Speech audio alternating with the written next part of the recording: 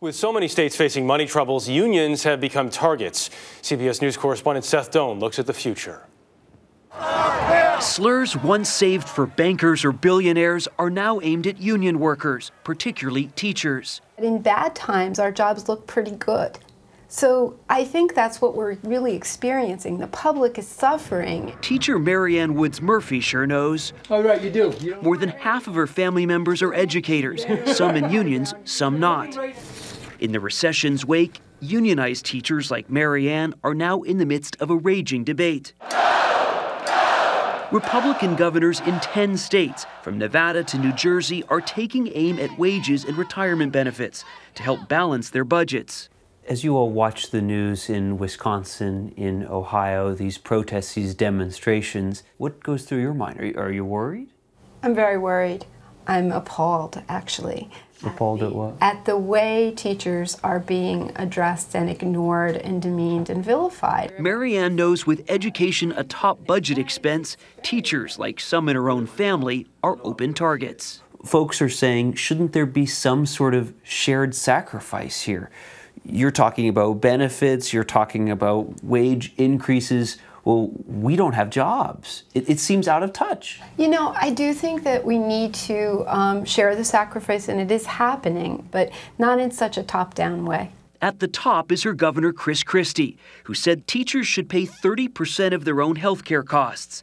That's up from the minimum 1.5% they pay now, and brings them in line to what private sector workers pay nationwide. But the big question already on the table in Wisconsin and Ohio is whether unions will lose their ability to negotiate for benefits as a group, something called collective bargaining. And we won't quit!